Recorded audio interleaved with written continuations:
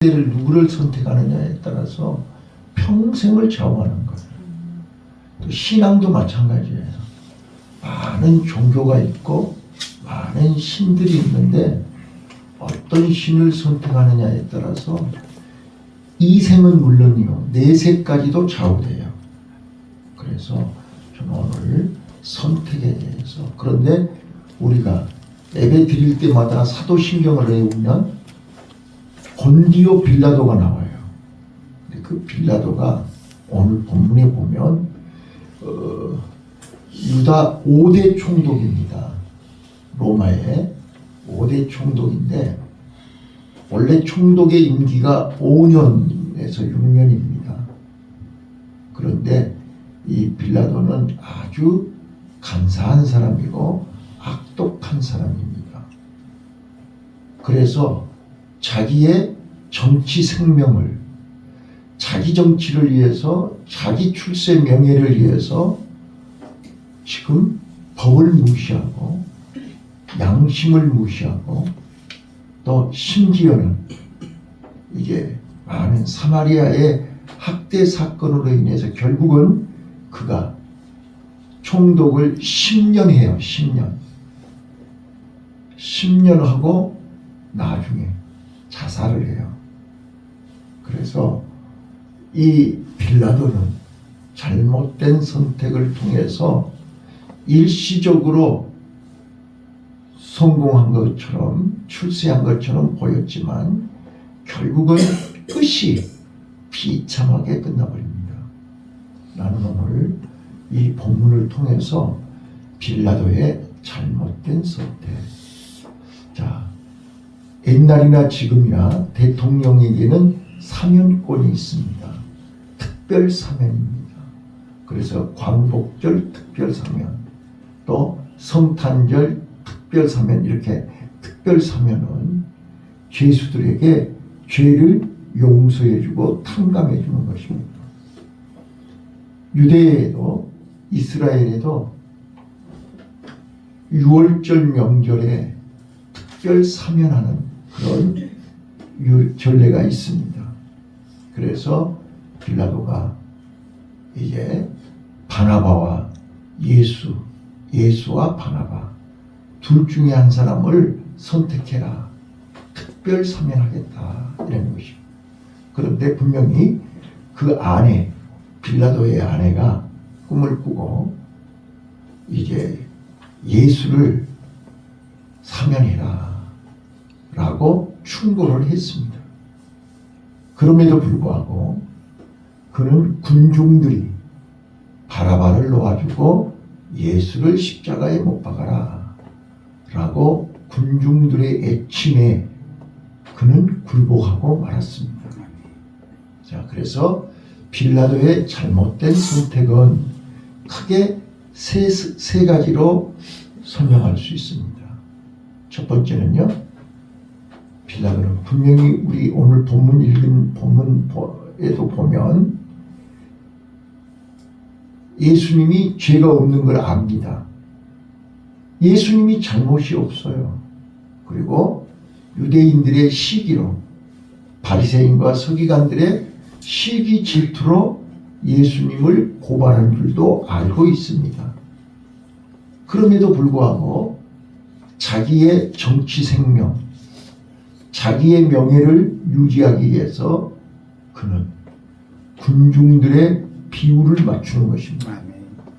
군중들의 요구를 선택한 것입니다. 분명히 내가 총독이라면, 총독의 힘을 가졌으면 아닌 건 아니라고 해야 됩니다. 여러분 분명히 하셔야 됩니다. 여러분들이 직장에서도 마찬가지고 사회에서도 마찬가지고 어디서든지 아닌 건 아니라고 해야 되잖아요. 자, 그럼에도 불구하고 요즘 정치인들도 그렇고 지금 판사들도 그렇고 법대로 해야 되는 거잖아요. 나중에 얘기하겠지만 양심.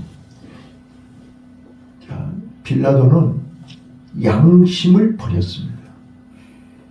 오늘 이 시대에 많은 사람들의 심지어는 교회 안에 있는 성도들까지도 양심을 버렸습니다. 자, 빌라도의 잘못된 선택이 세 가지가 뭐냐 그러면 첫 번째는 군중 심리에 의한 선택입니다. 많은 사람들이 요구하니까, 다수가 요구하니까,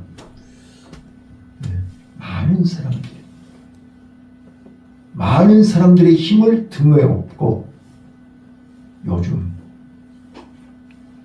다수당인 국회가 지금 줄줄이 탄핵을 해가지고 우리나라 정치가 난장판이 되거든요.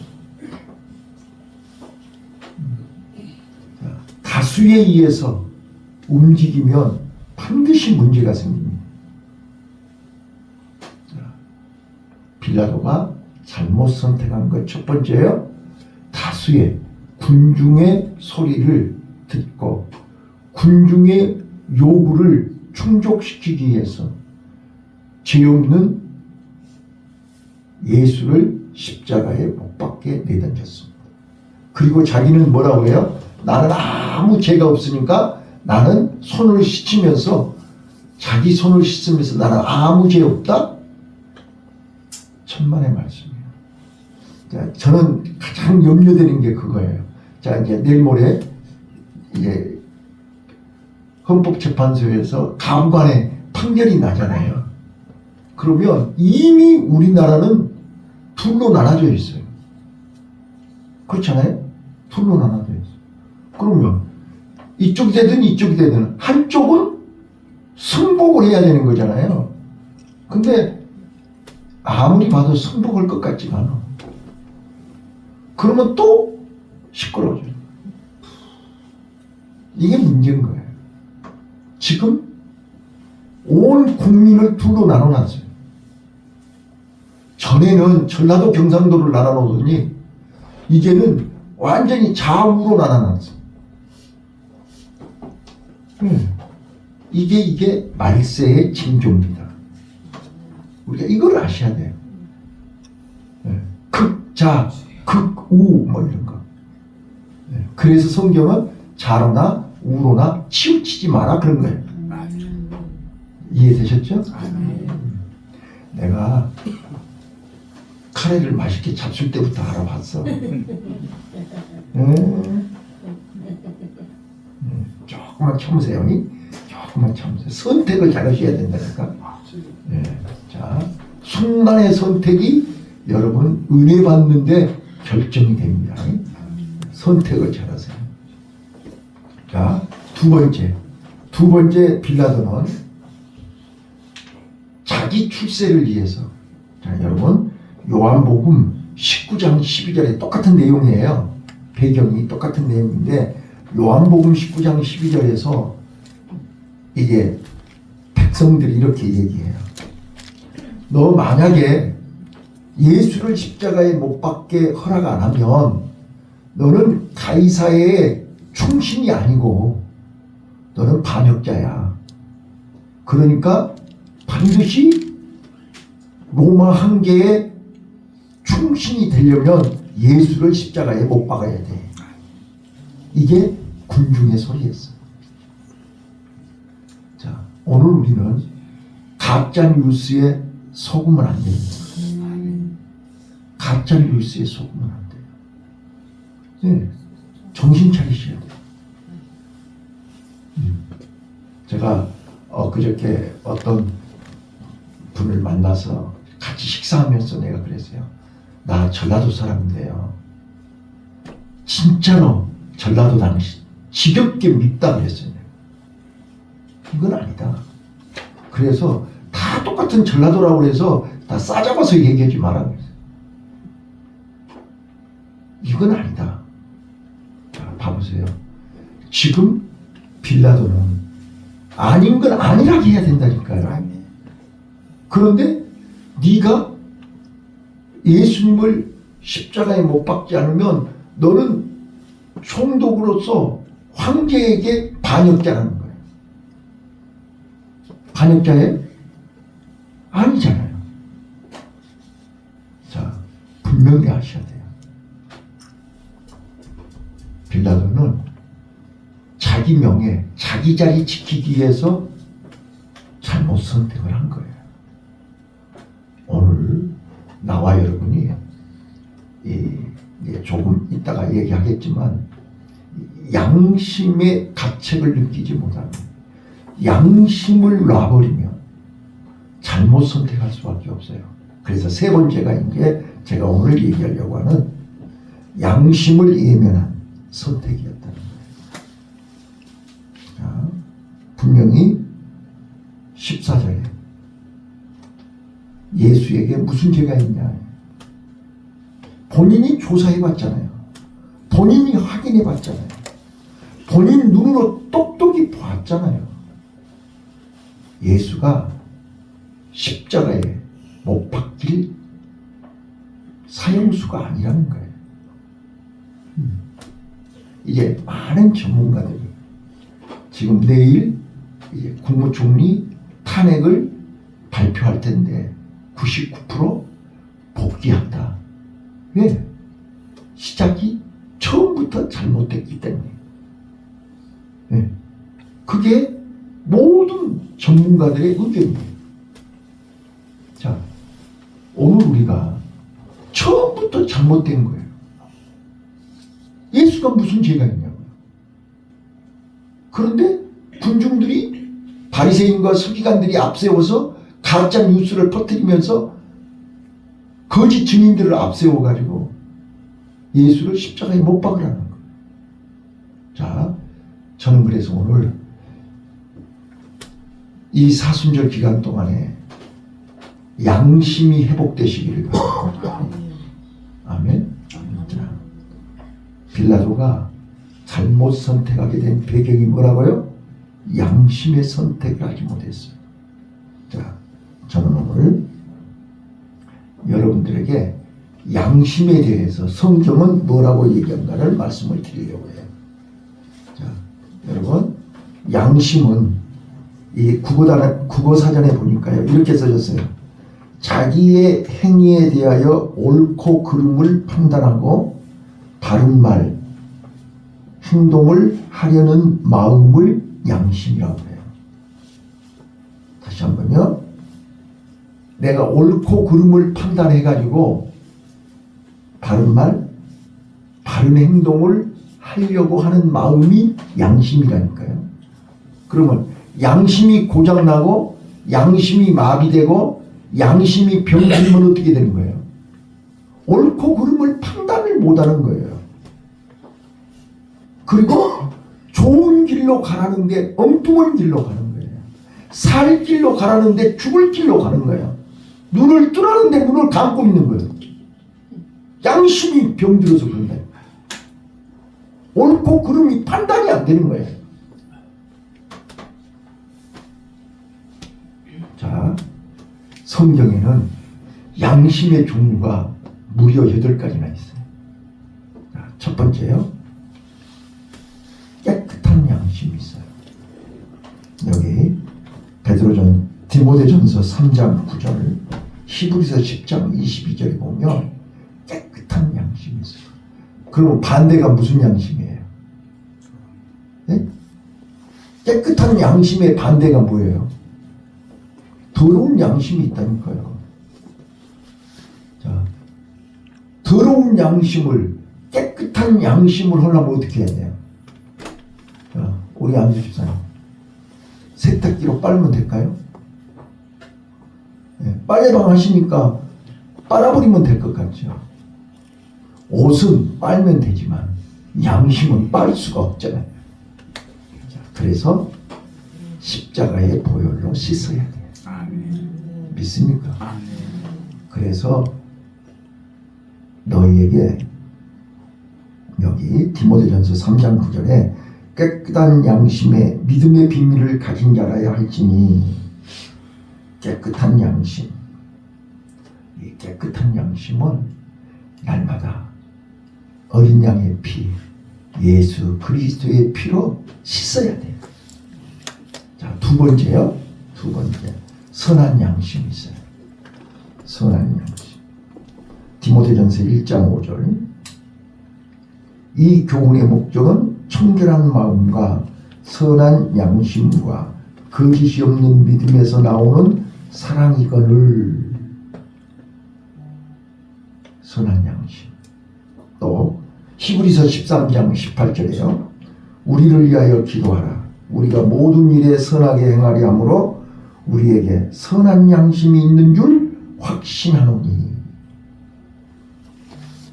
베드로전서 3장 16절이요. 선한 양심을 가지라.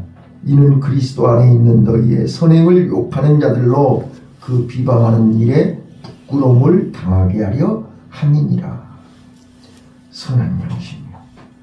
자, 선한 양심은 신앙의 열매인 것입니다.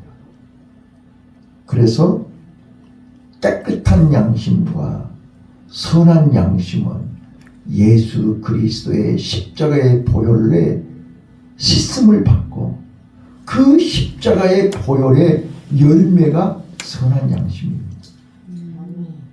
그래서 믿음이 없는 사람에게는 선한 양심을 가질 수가 없습니다. 믿음이 없는 사람에게는 깨끗한 양심을 기대할 수가 없습니다.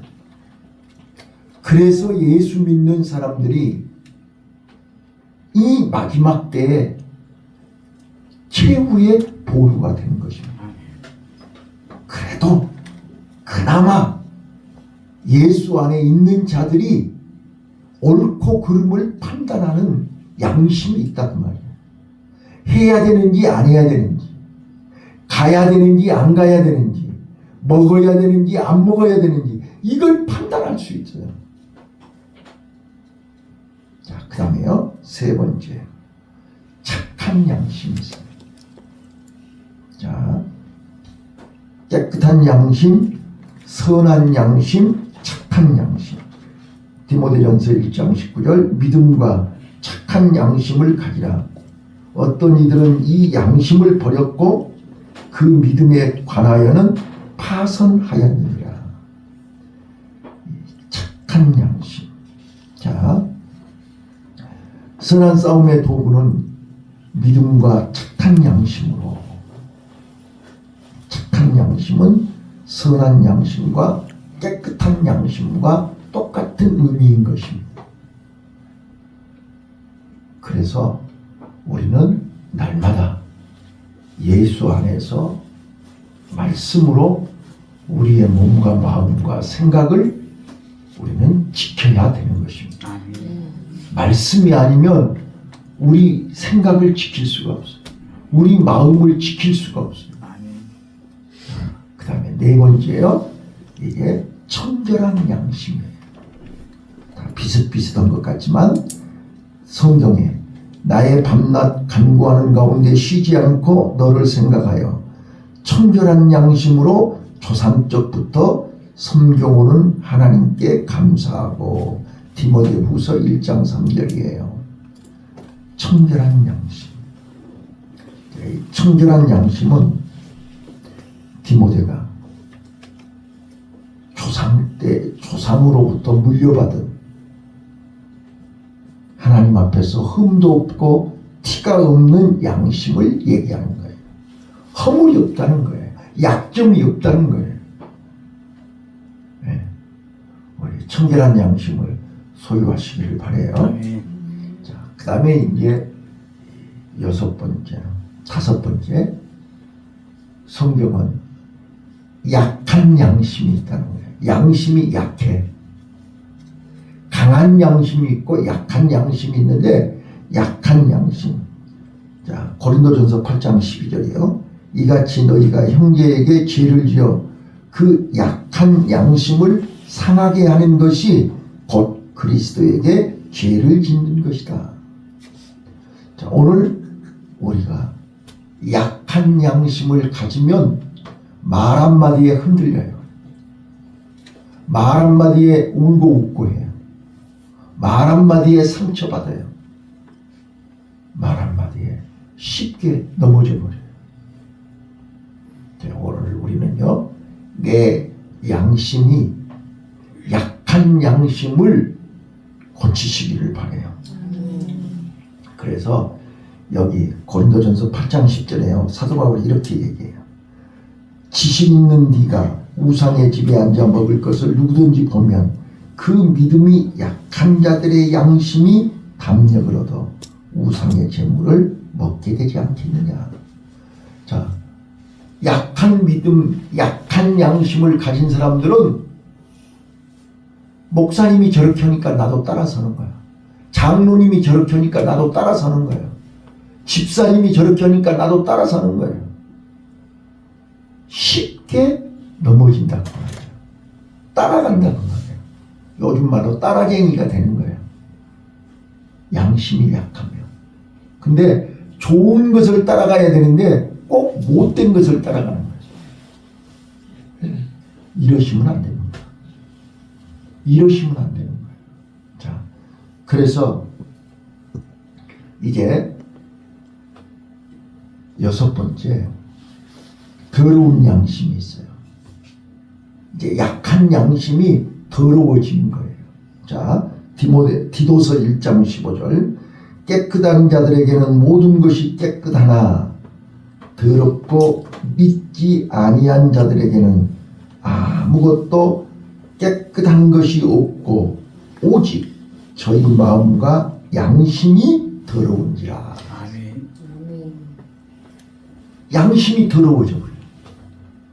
자, 양심이 더럽기 때문에 옳고 그름이 구별이 안 돼요. 더러워졌는데 어떻게 구별이 돼요? 판단이 안 돼요. 자, 봐보세요. 양심이 더러운 사람들은요, 옳고 그름을 얘기하는 게 아니라 자기 주장을 우기는 거예요. 자기 생각을 우기는 거예요. 말도 안 되는 것을 막 우기는 거예요. 네, 이게 더러워진 양심이에요. 자, 그래서 성경은 우리에게 양심을 지키라 그래요. 양심을 지키라. 자, 그 다음에 7번째입니다. 7번째. 악한 양심이 있습니다. 악한 양심. 약한 양심, 더러워진 양심, 이제는 악한 양심이에요. 사단에게 마음을 빼앗겨버린 거예요. 그래서 히브리서 10장 22절이요. 우리가 마음의 뿌림을 받아 양심의 악을 깨닫고 몸을 맑은 물로 씻었으니 참 마음과 온전한 믿음으로 하나님께 나아가자. 이렇게.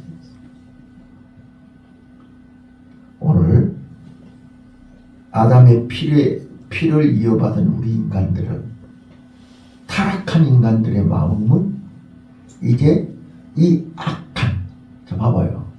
이제 갓 태어난 깐난쟁이.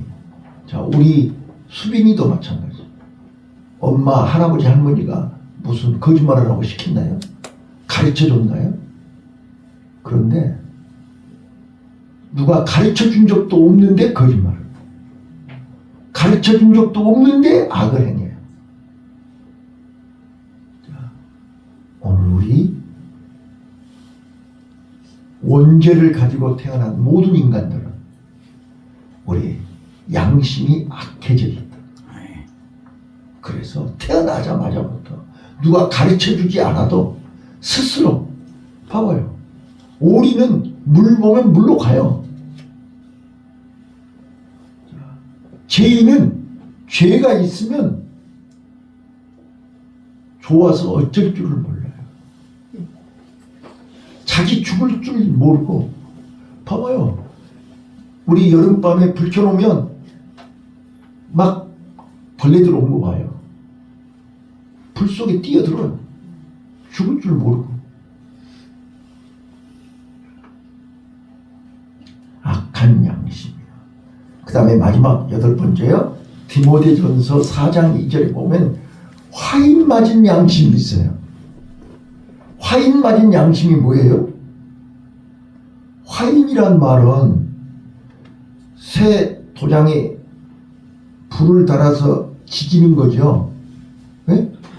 자, 옛날에 노예에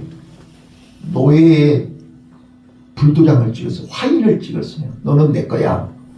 죽을 때까지 안 지워지는 거예요. 그게 화인이에요. 그래서 사단이 우리를 불도장을 찍은다니까요. 너는 내 것이다. 자, 오늘 양심이 화인을 맞아버리면요 마비가 돼요. 양심이 굳어버려요. 양심이 죽어버려요. 감각을 몰라요. 느끼지를 못해요. 봐봐요. 문둥병이 뭐가 문둥병이에요? 감각이 죽은 게 문둥병이잖아요. 여러분들의 영이 화인을 맞아버리면 기도를 안 해도 설교를 안 들어도 예배를 안 드려도 헌금을 안 해도 전혀 양심의 가책이 없어요. 느낌이 없어요.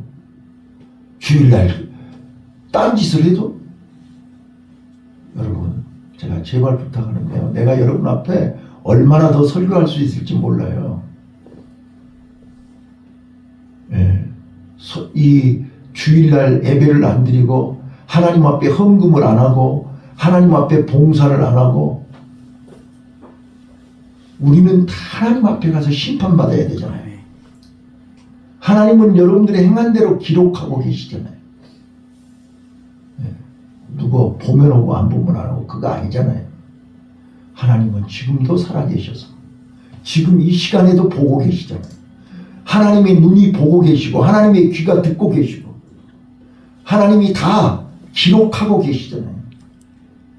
나 한 번 빠졌는데 뭐 나 한 번 예배 빠졌는데 뭐 천만의 말씀 다 기록되고 있어. 내가 우리 여기 우리 학교 학생들도 있는데 내가 우리 학생들한테 매 시간마다 얘기해요. 교수가 다 도와줄 수 있지만 도와줄 수 없는 게 딱 한 가지 있어요. 출석은 도와줄 수가 없어요. 결석한 사람을 출석했다고 거짓말을 할 수는 없는 거잖아요. 출석은 내가 해결해 줄 수 있는 성질의 것이 아니에요. 이제 어떤 학생이 교수님 점수 좀 올려주세요. 이번 학기에 점수 몇 점이 안 나오면 저는 큰일 납니다. 제발 좀 도와주세요. 그리고 저한테 간절히 부탁을 했어요. 그런데 도저히 올려줄 수 없는 상황이에요. 그래서 교수회의에 가서 얘기를 했어요. 자, 이 친구가 제발 이렇게 좀 점수 올려달라는데 내가 올려줄 수 있는 것은 여기까지인데 어떻게 하면 좋겠냐. 그랬더니 교수회의에서 교수님 이 학생을 점수를 올려주면 다른 학생들이 본을 봅니다. 냉정하게 점수 못 올려준다고 답신하십시오. 그래서 못 올려줬어요. 근데 결석을 3번이나 했어. 그러니까 다른 것이 모자라면 상관이 없는데 결석 3번 하면 도저히 점수를 올려줄 수가 없어요. 여러분, 하나님이 여러분 다 체크하고 계신다는 거 알고 계세요. 네. 다른 것이 실력이 없고 힘이 없고 모자란 거는 이해하지만 예배자리 빠지는 거예요. 주의 날을 내 마음대로 사용하는 거 하나님이 다 체크하고 있다는 사실 알아요. 자, 오늘 우리는 양심이 화인을 맞으면 감각을 몰라요. 전혀. 하나님의 날을 내 날로, 하나님의 것을 내 것으로 간이 부어가지고 착각을 해요.